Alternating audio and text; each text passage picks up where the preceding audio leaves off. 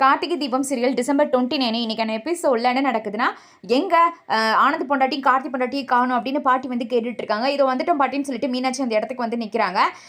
என்ன பாட்டி நீங்கள் இங்கே இருக்கீங்க அப்படின்னு வந்து கேட்குறாங்க மீனாட்சி.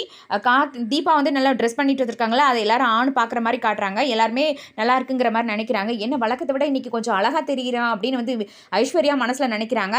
பாட்டி வந்து அப்படி கேட்டதுமே, நீ சொல்லாமல் வந்துட்டா நான் வராமல் இருப்பேனா அப்படின்னு கேட்டதுக்கு, திடீர்னு தான் பிளான் பண்ணாங்க, அதான் கிளம்பி வந்துட்டோம் அப்படின்னு மீனாட்சி சொல்லிட்டு இருக்க. அதெல்லாம் அவங்க மாமனார் எல்லாத்தையும் சொல்லிட்டான், வா வந்து உட்கார், எல்லாருக்கும் பசிக்குது அப்படின்னு பாட்டி சொல்லிட்டு இருக்க. வந்து எல்லாரும் உட்காருறாங்க.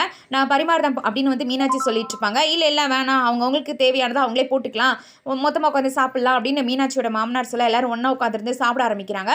அவங்கவுங்க வந்துட்டு ஸ்பூனில் எடுத்து நல்லா பக்காவாக சாப்பிட்டுட்டு இருக்காங்க, ஸ்டார் ஹோட்டலில் சாப்பிட்ற மாதிரி. ஆனால் தீபாவுக்கு வந்து எடுத்து சாப்பிட தெரியல நூடுல்ஸை ஸ்பூனில்.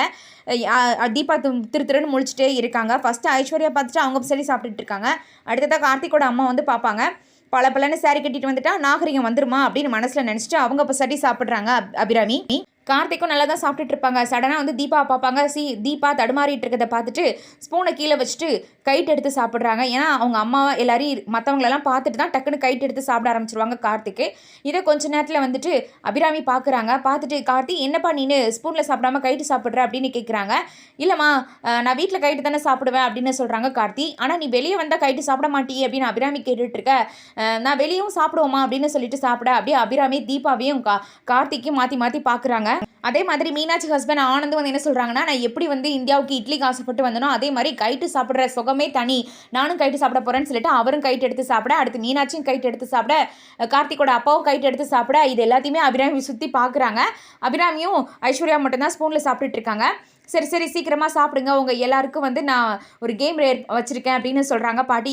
இதுக்கடையில் பாட்டி வந்து அபிராமியை பார்த்து, ஏன்னா பிறந்ததுலேருந்து உங்கள் அம்மா என்ன ஸ்பூன்லேயே எடுத்து சாப்பிட்டா அப்படின்னு வந்து ஸ்பூனை பற்றி பேசும்போது சொல்லியிருப்பாங்க.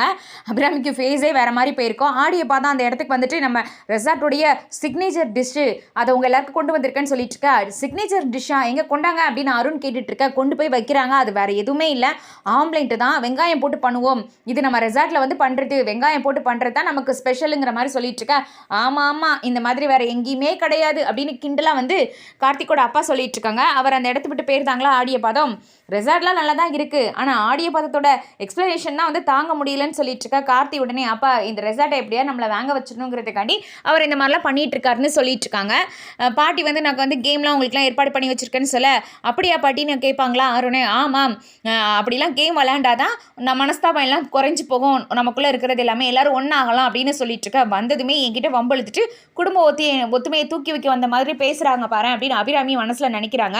இங்கே நல்லா கேம் ப்ளே பண்ணிவிட்டு ஒன்றாயிட்டு போயிட்டா குடும்பம் நல்லா இருக்குங்கிற மாதிரி பாட்டி சொல்லியிருப்பாங்களா. இதை தான் வந்து எங்கள் ஆஃபீஸில் டீம் அவுட்டிங்னு சொல்லுவாங்க. அதனால் ரெசார்ட்டுக்கு போயிட்டு எனர்ஜெட்டிக்காக வந்து ஆஃபீஸில் வேலை பார்ப்பாங்க அப்படின்னு ஆனந்தம் எக்ஸ்பிளைன் பண்ணிட்டு இருக்காங்க.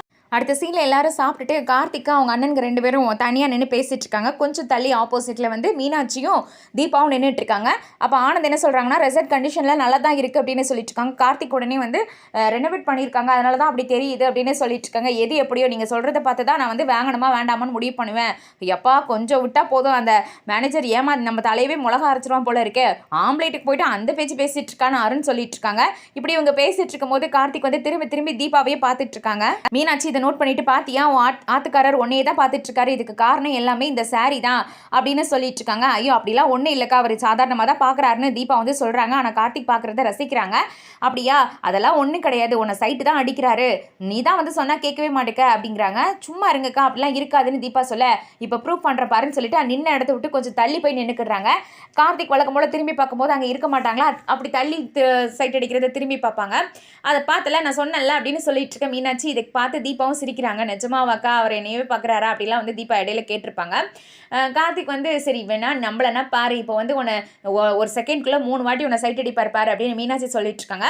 சடனாக திரும்பி பார்த்துருந்தாங்க கார்த்திக்கு. அப்படி கை விரல விட்டு கவுண்ட் பண்ணிகிட்டே இருக்காங்க. 2 முடியுமே வந்து அண்ணனுங்க கூட கிளம்பி போகிறாங்களா. கார்த்திக்கும் ஐயோ நல்ல வேலை நான் வந்து பெட் கட்டாமல் விட்டுட்டேன், அதுக்குள்ளே கிளம்பிட்டாங்களே அப்படின்னு மீனாட்சி சொல்லிட்டு இருக்க. போய்கிட்டு இருக்க கார்த்திக் வந்து திரும்பி தீபாவை பார்த்து சிரிச்சுட்டு 3ன்னு கையை காட்டிட்டு போவாங்க.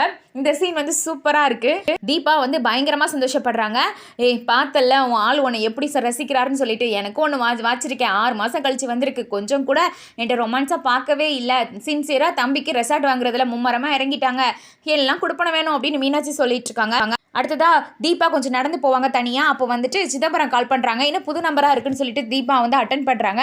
என்னம்மா பல்லவி மேடம் அடுத்த ரெக்கார்டிங் எப்போ வச்சுக்கலாம் அப்படின்னு டேரெக்டாகவே கேட்டிருந்தாங்க சிதம்பரம். ஹலோ யாருங்கிற மாதிரி தீபா கேட்டுட்ருக்கேன். நான் தான் சிதம்பரம் பேசுகிறமாங்கிறாங்க. என் நம்பர் எப்படி கிடச்சிச்சின்னு தீபா சொல்லிட்டு இருக்கேன். நீ எத்தனை நம்பர் மாற்றினாலும் நான் அதை கண்டுபிடிச்சிருவேன். நீ தான் பல்லவிங்கிறதே நான் கண்டுபிடிச்சிட்டேன். அப்படி இருக்கும்போது இதை கண்டுபிடிக்க முடியாதா?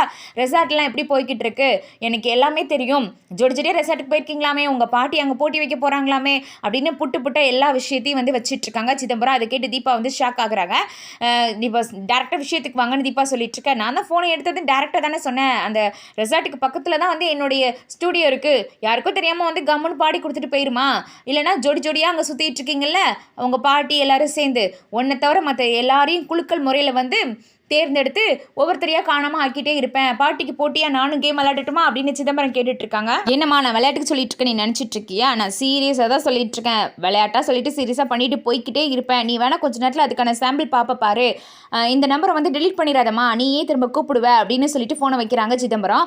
வச்சது மட்டும் இல்லாமல் நம்ம இப்போ எதுக்கு கீழே வந்தோம்? ஓ காஃபி குடிக்கணுமா, காஃபி போடுன்னு சொல்லிட்டு கீழே போகிறாங்க. நக்கலாக இருக்கிற மாதிரி காட்டிகிட்டு இருக்காங்க. இன்னொரு பக்கம் தீபா இந்த ஆள் நம்மளை நிம்மதியாகவே இருக்க விட மாட்டார் போலையே அப்படின்னு ஃபோனை வச்சதுக்கப்புறம் யோசிச்சுட்டே நின்றுட்டு இருக்காங்க. அப்போ அந்த பக்கமாக கார்த்திக் வராங்க. தீபான்னு கூப்பிட என்ன சார் சொல்லிட்டு தீபாவும் கிட்ட போகிறாங்க. என்ன தீபா வீட்டில் தான் ஏதாவது யோசித்துக்கிட்டு ஒரு மாதிரி டென்ஷனாக இருப்பீங்க, இப்போ இங்கே அப்படியே இருந்துட்டு இருக்கீங்க, ஏதாவது பிரச்சனையா அப்படின்னு கேட்குறாங்க. அதுக்கு தீபா அமைதியாகவே நின்றுட்டு இருக்காங்க. என்னங்க இல்லைன்னு சொல்லுவீங்க வீட்டில் கேட்டால், இப்போ அமைதியாக இருக்கிறீங்க, அப்போ நிஜமாவே எதுவும் பிரச்சனையா அப்படின்னு கார்த்திக் திரும்பவும் கேட்டுட்டு இருக்க. அதெல்லாம் ஒன்றும் இல்லை சார், இது புது இடமா இருக்குல்ல, அதான் ஒரு மாதிரி பயமாக இருக்குன்னு சொல்லி சமாளிக்கிறாங்க தீபா. இங்கே பயப்பட என்னங்க இருக்குது, அதெல்லாம் ஒன்றும் கிடையாது அப்படிங்கிற மாதிரி கார்த்திக் சொல்கிறாங்க. சரி வாங்க போகலாம் அப்படின்னு கூட்டிகிட்டு போயிருந்தாங்க அந்த இடத்த விட்டு. அடுத்த சீனில் வந்து பாட்டி எல்லோரும் நின்றுட்டு இருக்காங்க. அந்த இடத்துல வந்து கேம் பிளே வந்து ஸ்டார்ட் ஆக போகுது.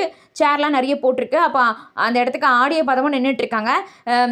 இங்கே வந்து போட்டி நடக்க போகுது அப்படின்னு சொல்லிட்டு இருக்கேன். அம்மா நாங்களும் கலந்துக்கலாமா அப்படின்னு கார்த்திக்கோட அப்பா கேட்க, தாராளமாக கலந்துக்கோங்கன்னு பாட்டி சொல்லிட்டு இருக்க. நானும் கலந்துக்கிறேன் அப்படின்னு ஆடியோ பதம் வந்து கேட்குறாங்க பாட்டிக்கிட்ட. நீலாம் இதுக்கு எலிஜிபிள் கிடையாது, இங்கே வந்து ஜோடி ஜோடியாக தான் கலந்துக்கணும் அப்படின்னு சொல்லிட்டு இருக்காங்க. அப்போ அடுத்த வருஷம் நான் வந்து எலிஜிபிளாக இருப்பேங்கிறாங்க. எப்படி அப்படின்னு பாட்டி கேட்க, வீட்டில் பொண்ணு பார்த்துட்ருக்காங்க கல்யாணத்துக்குன்னு சொல்லிட்டு இருக்க. மிஸ்டர் ஆடிய பாதம் அப்படின்னு பாட்டி கூப்பிடுறாங்க. ஏன் பேர் தான் அப்படின்னு ஆடிய பாதம் சொல்லிட்டு இருக்க. உடம்பு ஃபுல்லாக ஆடிட்டு இருக்கும் போதெல்லாம் இந்த மாதிரி ஆசை நீ படக்கூடாதுன்னு பாட்டி சொல்லிட்டு இருக்காங்களா? அதுக்கு உடனே பாட்டி நீங்கள் ரொம்ப தான் பேசுகிறீங்கிறாங்க. எனது பாட்டியா? சரி நம்ம பஞ்சாயத்து அப்புறம் வச்சுக்கலாம், இப்போது கேமுக்கு போகலாமாங்கிறாங்க. என்ன கேம் விளையாட போகிறீங்கன்னு கேட்டுட்டு இருக்காங்கல்ல. பொண்டாட்டியே கண்டுபிடி அப்படின்னு பாட்டி சொல்ல, எனது பொண்டாட்டியே கண்டுபிடிக்கணுமா, தொலைஞ்சு போகிறாங்களான்னு ஆடிய பதம் கேட்குறாங்க. பாட்டி உடனே அங்கே 4-5 கேர்ள்ஸ் நின்றுட்டுருக்காங்க. இவங்க கூட வந்து உங்கள் பொண்டாட்டியெல்லாம் ஒன்றா நிறுத்த போகிறோம், நீங்கள் கையை பிடிச்சி உங்கள் கண்ணை கட்டி விட்டுருவாங்க, உங்கள் பொண்டாட்டி யாருங்கிறத கண்டுபிடிக்கணும், இதுதான் கேமு அப்படின்னு சொல்லிட்டு இருக்காங்க பாட்டி எல்லாருக்கிட்டையும். எல்லாருமே ஜோடி ஜோடியாக வந்து சிரிச்சுக்கிடுறாங்க. தீபா கார்த்திக் ஒருத்தர் பார்த்து சிரிச்சுக்கிடுறாங்க. இந்த கேம் வந்து அவங்களுக்கு ரொம்ப பிடிச்சிருக்கு. அங்கே இருக்க கேர்ள்ஸுக்கு உள்ள வந்து அவங்க ஒய்ஃபை நிறுத்தி இவங்க கண்டுபிடிக்கணுமா. இதுக்கிடையில் தீபா எப்படி அந்த சிதம்பரத்தை சமாளிக்க போகிறாங்கன்னு தெரியல. நாளைக்கான எபிசோடில் பார்க்கலாம்.